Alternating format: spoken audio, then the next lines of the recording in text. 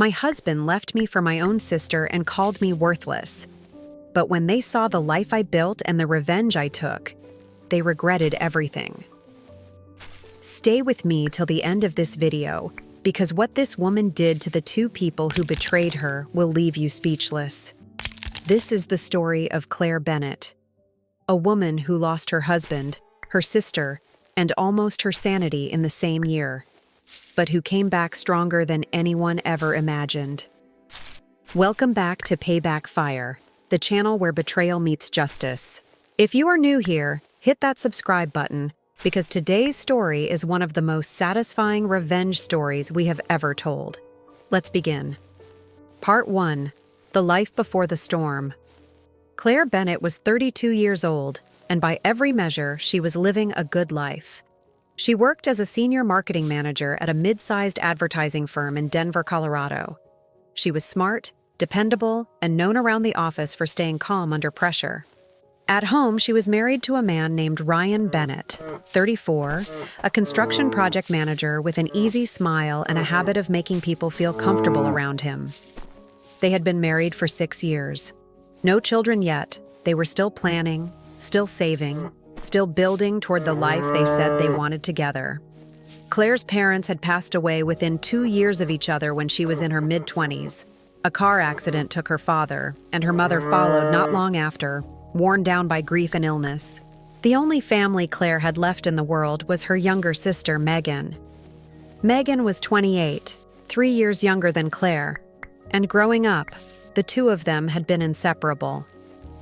Claire practically raised Megan after their parents passed. She paid for part of Megan's college tuition.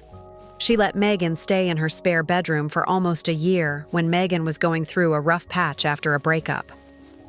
Claire trusted Megan with everything: her secrets, her fears, her home, and eventually, without knowing it, her marriage. Ryan and Megan got along well, almost too well, but Claire never thought twice about it. Why would she? Megan was her sister. Blood. The one person she believed would never hurt her.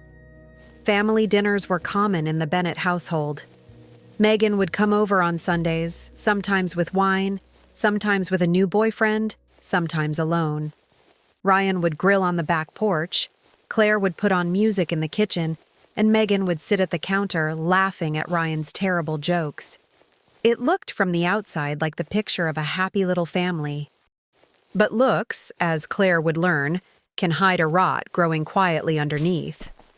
Claire had noticed small things over the past year. Ryan working later than usual. Ryan being oddly protective of his phone, turning the screen away when a message came in. Megan being less available for their usual sister catch-up calls, always busy, always distracted. But Claire dismissed it. She told herself she was imagining things. She told herself that trust was the foundation of a good marriage, and she was not going to poison her own home with suspicion. That decision, to trust blindly, without asking a single hard question, would almost destroy her. But what happened next shocked everyone, including Claire herself. Part 2. The cracks begin to show. It started with small inconsistencies. Ryan said he had a work trip to Colorado Springs for a supplier meeting. Claire found the hotel receipt later, and the dates did not match what he had told her. When she asked him about it, casually, not accusingly, he brushed it off with an explanation about the meeting being rescheduled. She let it go. Then Megan stopped showing up to Sunday dinners as often. When she did come, she seemed distant, checking her phone constantly, laughing a little too quickly at things that weren't that funny, the kind of nervous laughter people use to fill silence. Claire asked her once if everything was okay. Megan said she was just stressed about work.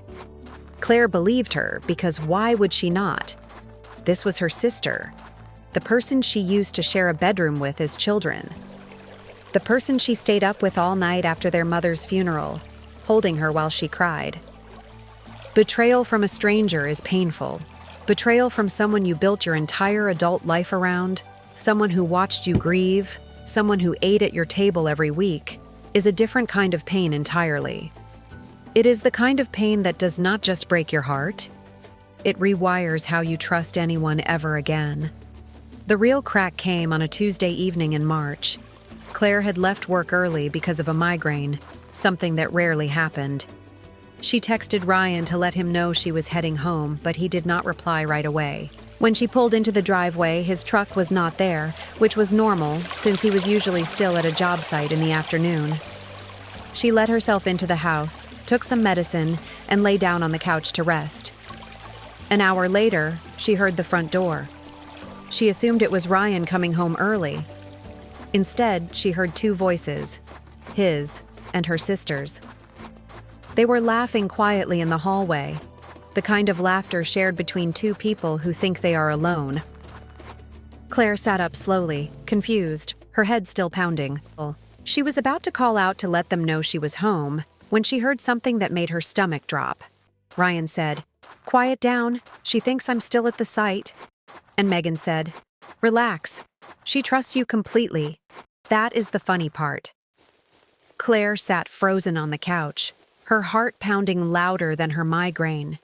She did not move. She did not make a sound. She listened as her husband and her sister walked into the kitchen, still talking in low voices, still laughing occasionally, completely unaware that the woman they were betraying was sitting 15 feet away. Imagine how you would feel in that moment. The two people you trusted most in the entire world, standing in your own kitchen, joking about how easily they were deceiving you. Claire's hands were shaking. Her mind was racing through 1,000 questions at once. How long has this been going on? Was this the first time? Was this actually happening? Or was she imagining it in a haze of pain medication and exhaustion? She stood up slowly and walked toward the kitchen doorway. What she saw confirmed everything she feared, and more. Ryan had his hand on Megan's waist. Megan was leaning into him, comfortable, familiar, the way you only get with someone you have been intimate with many times before. This was not a one-time mistake. This was a relationship. An affair that had clearly been going on for months, hidden behind Sunday dinners and family trust, and every ounce of faith Claire had placed in the two people standing in front of her. Claire's voice, when it finally came out, was barely above a whisper. She simply said, "How long?" Both of them turned, and their faces went pale. Part 3. The Confrontation. For a moment, nobody spoke. Ryan's hand dropped from Megan's waist as if it had suddenly caught fire. Megan took a step back, her eyes wide, her mouth opening and closing without any words coming out. Claire repeated the question, louder this time. "How long has this been going on?" Ryan tried to speak first, stammering something about it not being what it looked like. The same tired line every unfaithful partner reaches for when they are caught red-handed. Claire cut him off. She said, "Do not insult me by lying right now. At least give me the truth. You owe me that much." There was a long silence, the kind of silence that feels heavier than any shouting match. Finally, Megan spoke. She said it had been going on for almost 8 months. 8 months of Sunday dinners. 8 months of family holidays. 8 months of Megan sitting at Claire's kitchen counter, eating food Claire had cooked, while carrying on a secret relationship with Claire's husband. Claire felt something inside her break, not loudly, not dramatically, but quietly, like a support beam giving way deep inside a building before the whole structure comes down. She asked Ryan why, not because she expected an answer that would make sense of any of it, but because some small part of her needed to hear him try to explain the unexplainable. Ryan's answer was almost worse than the affair itself. He said that things between him and Claire had gotten predictable, boring, that he felt more alive with Megan, that Megan understood him in a way Claire never had. Then he said the words that Claire would carry with her for a long time afterward. He told her that honestly, she had become worthless to him, just another routine in his life, and that Megan made him feel like a man again. Worthless. That word landed like a physical blow.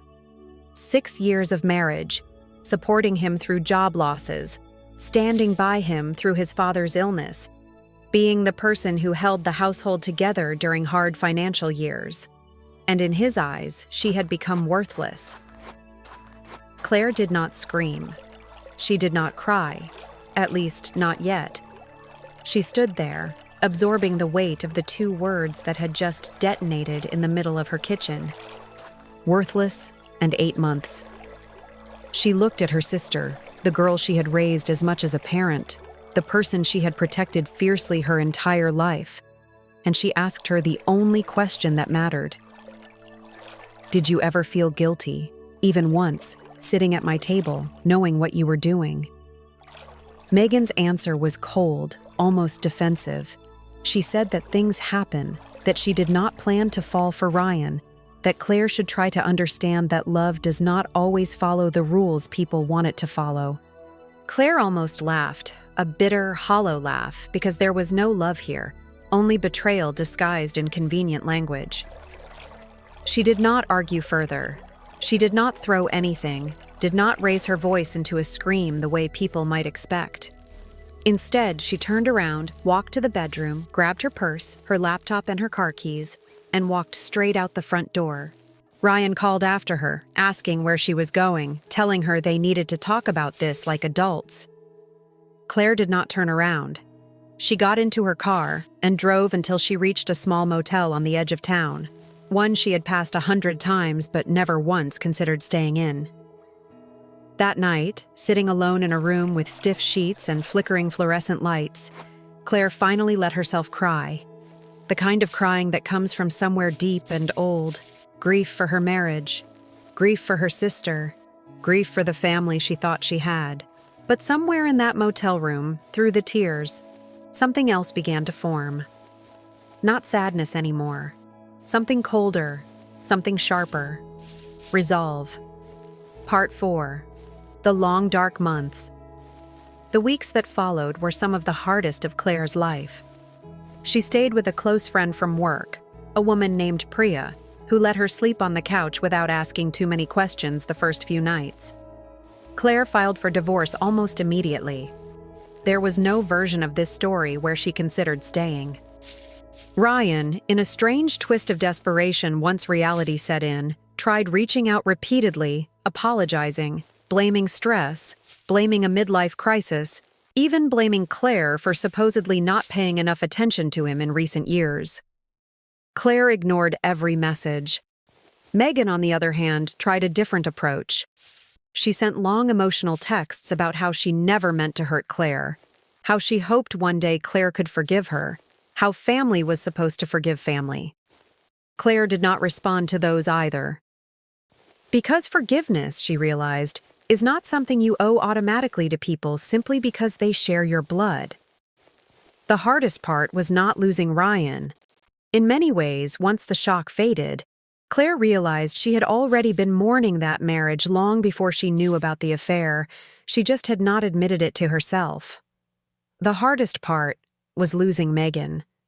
Losing the idea that she had one person left in this world who was truly hers, no matter what happened.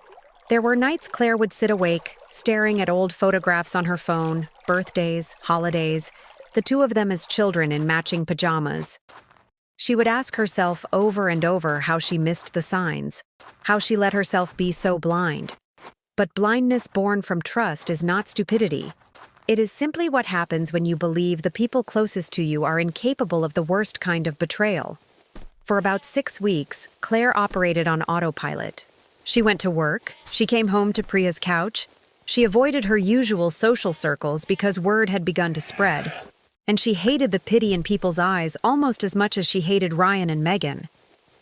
There was a particular moment, about a month in, when Claire hit what she would later describe as her absolute lowest point.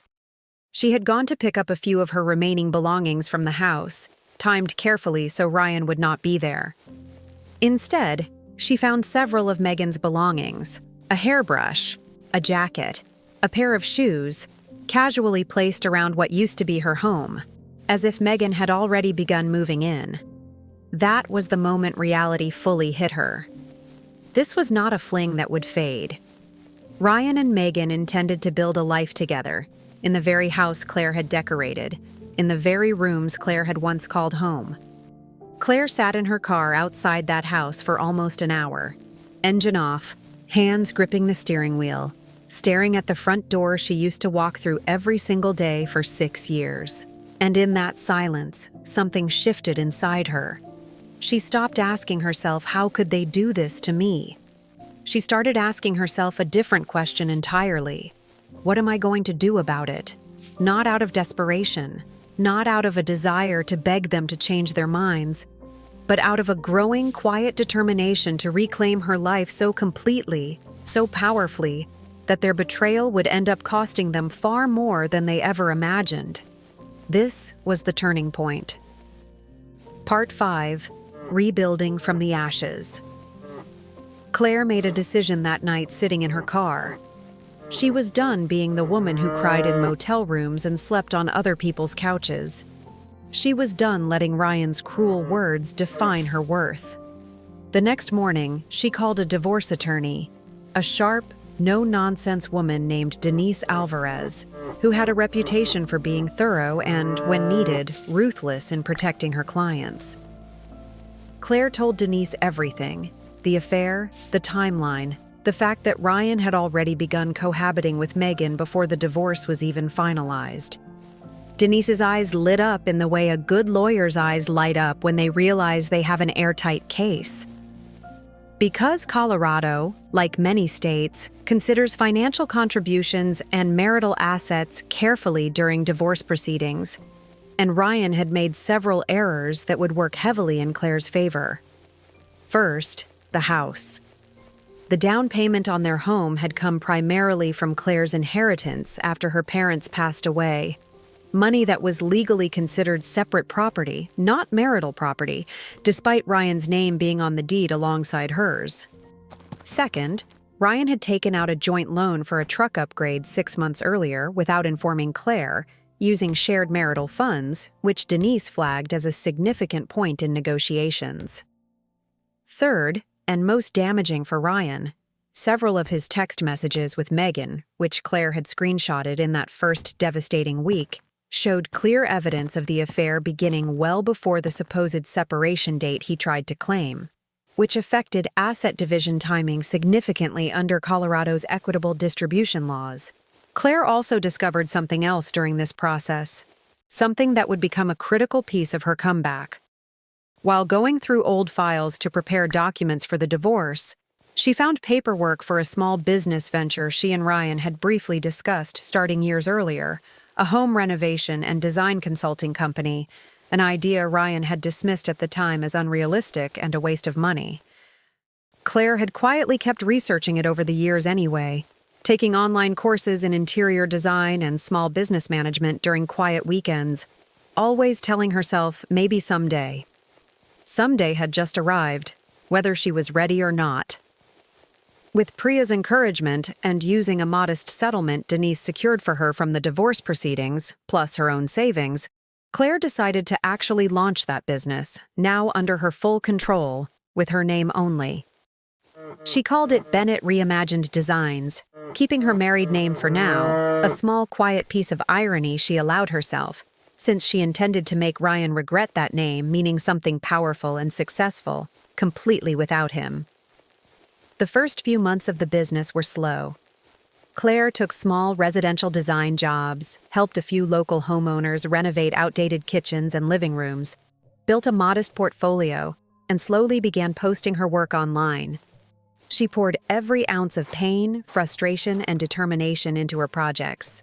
Clients noticed her attention to detail, her creative vision, and most importantly, her reliability, something Ryan had apparently never valued in her, but strangers were willing to pay generously for. Word of mouth began to spread. A referral here, a 5-star review there. Within 8 months, Bennett Reimagined Designs had grown from a one-woman operation working out of her apartment to a small but respected local firm with 2 employees and a growing client waitlist. Meanwhile, across town, life for Ryan and Megan was unraveling in ways they never expected. Part 6. Their world begins to crumble. Ryan had assumed, rather arrogantly, that life would simply continue as normal once the initial scandal died down. He believed people would eventually stop talking, that Claire would fade into a footnote in his new story with Megan, and that his construction business connections and social circle would remain largely unaffected. He was wrong. Word travels fast in tight-knit communities, and Denver's suburban social circles were no exception. Ryan's own mother, upon learning the full truth of the affair, including that it involved Claire's own sister, was reportedly horrified and deeply disappointed in her son, distancing herself from him for a period afterward. Several of Ryan's closest friends, men he had known since college, quietly began pulling away from him as well, uncomfortable with what he had done, especially to a woman many of them had genuinely respected and liked over the years. Ryan's business, a small construction management company he had co-owned with a partner named Dale, began experiencing complications as well. Dale had been friends with both Ryan and Claire for years, and after learning the details of the affair, his trust in Ryan's character took a significant hit, a trust that mattered greatly in a business built on reputation, referrals, and personal relationships in the local contracting community. Dramatic music. Consequences unfold. Megan's situation was, in some ways, even more difficult. She had been working as an event coordinator at a boutique firm that handled weddings and corporate functions throughout the Denver area, a job that depended heavily on personal relationships and word-of-mouth reputation within tight social circles. When word of the affair spread, particularly the fact that she had betrayed her own sister, several clients who had personal connections to Claire's friend group began quietly requesting different coordinators for their events, uncomfortable being associated with someone involved in such a personal scandal. Megan's manager, sensing the reputational risk, began scaling back her responsibilities, moving her away from client-facing roles and into more administrative tasks, a demotion in everything but title. Meanwhile, financially, Ryan and Megan's new life together was proving far more expensive and complicated than either had anticipated. The divorce settlement had not been kind to Ryan. Claire's inheritance being classified as separate property meant Ryan walked away with significantly less equity from the house than he expected. And with the additional joint truck loan debt now factored into the settlement, his financial situation was tighter than it had been in years.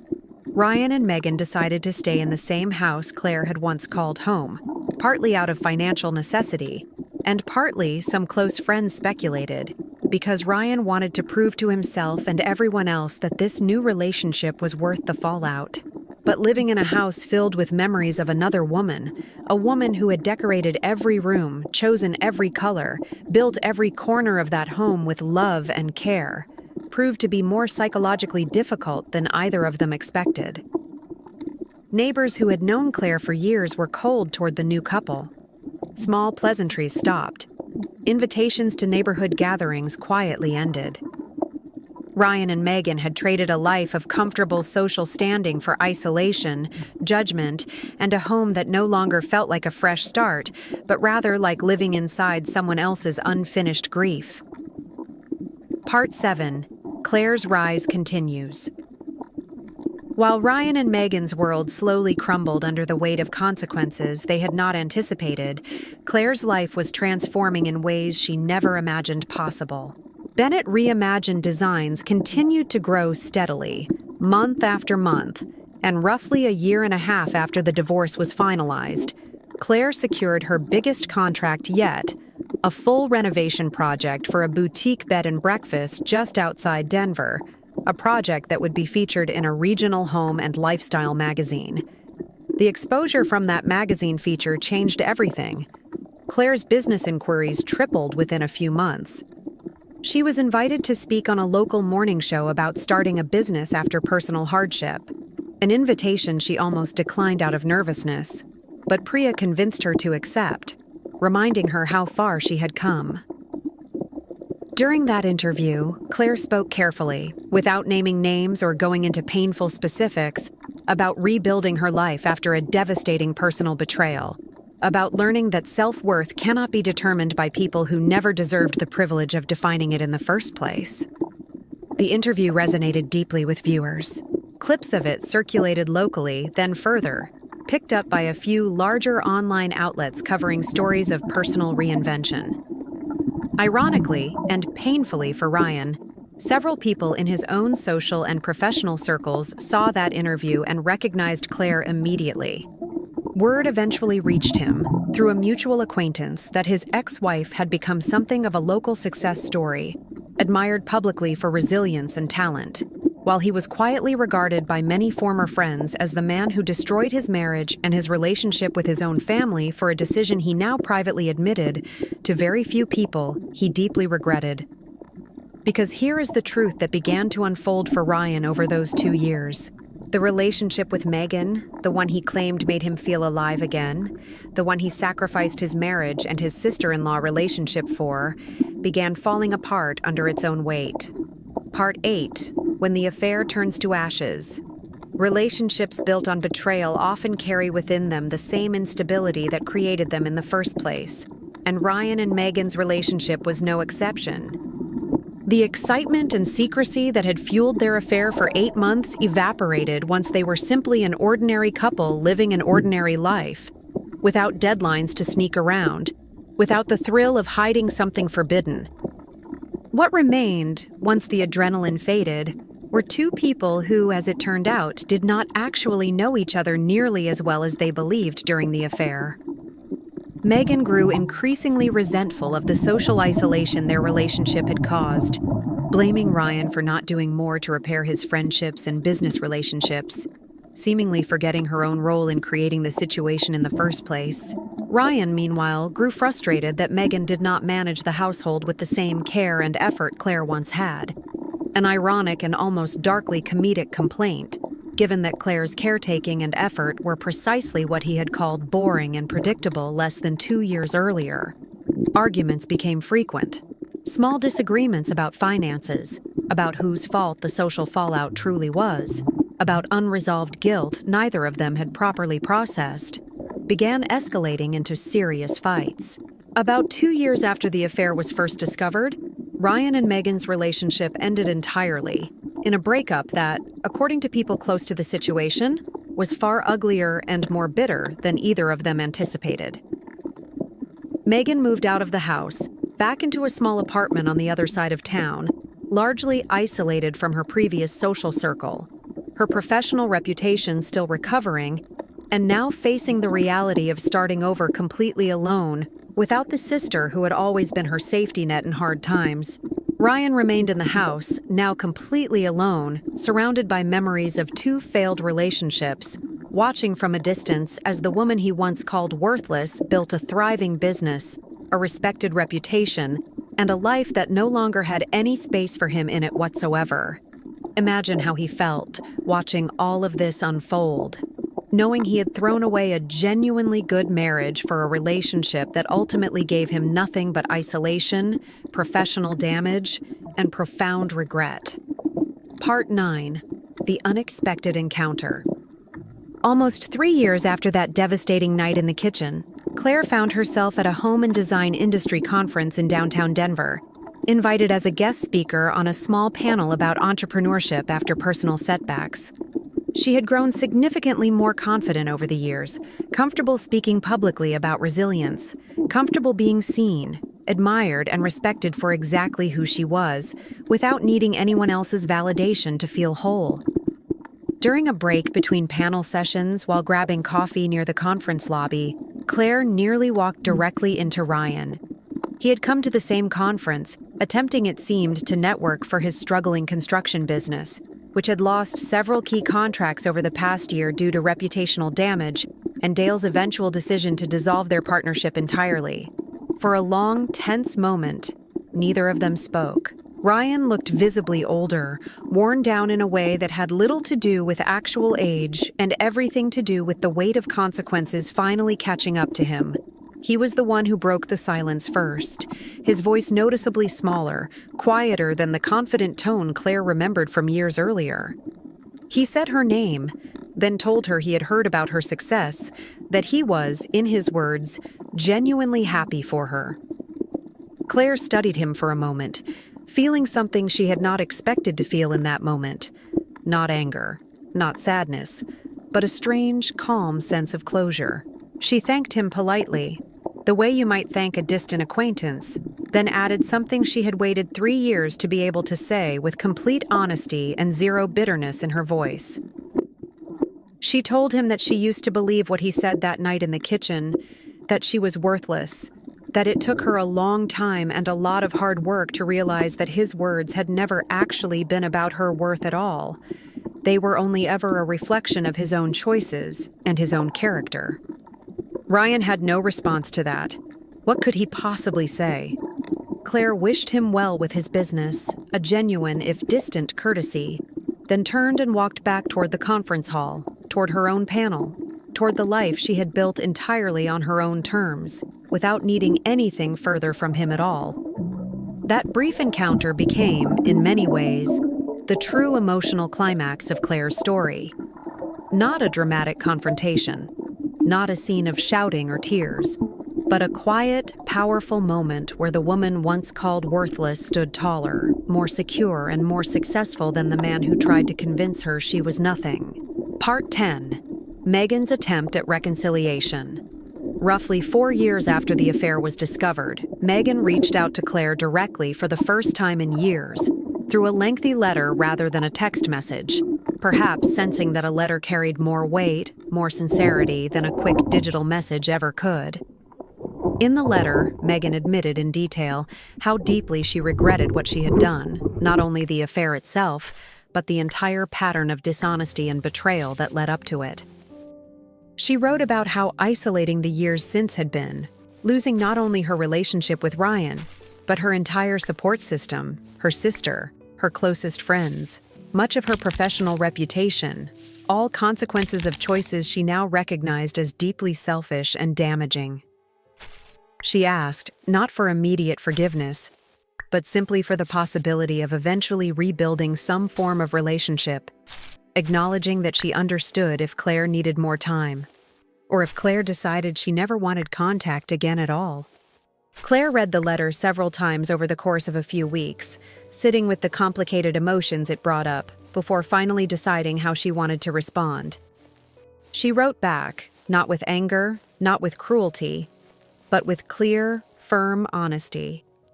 She told Megan that she appreciated the letter and that she believed the regret in it seemed genuine. But she also explained that trust, once broken as severely as theirs had been, could not simply be rebuilt through a single letter or a single conversation, that if any relationship was going to exist between them again in the future, it would need to be built slowly, carefully, over a long period of consistent, demonstrated change, not empty words. She made it clear that she was not interested in performing forgiveness for the sake of appearances, nor was she interested in permanently closing every door, but that Megan needed to understand the relationship they once had, the closeness, the automatic trust, was gone permanently, and anything built going forward would be something entirely new, built from a much more cautious foundation. It was not the warm reconciliation some viewers watching stories like this one might hope for. No dramatic, tearful reunion. No instant restoration of the sisterly bond that once existed. It was something more realistic, more mature, a measured, careful opening of a door that had been completely shut for years, without any guarantee of where it might eventually lead. Part 11, Where They All Stand Today. Today, Bennett Reimagined Designs is one of the more respected boutique interior design and renovation firms in the greater Denver area, employing a small, dedicated team and consistently booked months in advance for new projects. Claire eventually changed the business name slightly, dropping the Bennett entirely, rebranding simply as Reimagined Designs, a symbolic final step in fully closing that old chapter of her life and stepping completely into an identity built entirely on her own accomplishments. She is, by every account from those close to her, genuinely happy, not because life has become easy or free of challenges, but because she rebuilt her sense of self-worth on a foundation that no one else can ever again threaten to take away from her. She has since started dating again, cautiously, on her own timeline. And while this video is not about a new romance, those close to her say she approaches relationships now with a clarity and confidence that simply did not exist in her before the betrayal, a strange, unexpected gift buried inside an otherwise painful experience. Ryan, meanwhile, eventually closed his struggling construction business entirely, taking a project manager position at a larger regional firm, a step down in autonomy and income from where he once stood professionally. He remains largely estranged from many of his old friends and, according to those familiar with the situation, has expressed privately, on more than one occasion, that walking away from his marriage remains the single greatest regret of his life. A regret made heavier by watching from a distance everything Claire built without him. Megan has slowly, carefully begun rebuilding pieces of her life, her career recovering gradually, her relationship with Claire existing now in a cautious, limited, but real capacity, occasional messages, brief updates, nothing close to what it once was, but something which for both of them is more than either expected years earlier. Part 12. The moral of the story. Claire's story teaches us something important, something worth remembering long after this video ends. Betrayal, even from the people closest to us, even from those who share our blood, does not define our worth. It only reveals the true character of the people who chose to betray us. The real revenge, the most powerful kind, is not shouting matches or public humiliation. It is quietly, steadily building a life so full, so successful, and so authentically yours, that the people who once tried to tear you down are left watching from the outside, forced to confront the consequences of their own choices. Claire never set out to destroy Ryan and Megan. She simply focused on rebuilding herself, and in doing so, watched as their choices unraveled everything they thought they were gaining. If there is one lesson to take from Claire's journey, it is this: never let anyone convince you that you are worthless, especially people who only say it to justify their own selfish choices. Your worth was never theirs to define in the first place. If this story moved you, if you found yourself rooting for Claire from the very first betrayal to her final triumphant rise, let us know in the comments below. Like this video, subscribe to Payback Fire for more real and inspired stories of betrayal and justice, and share your own story of revenge or resilience in the comments. We read every single one, and your story might just be featured in a future video. Thank you for watching, and remember, the best revenge is always a life well lived. See you in the next story.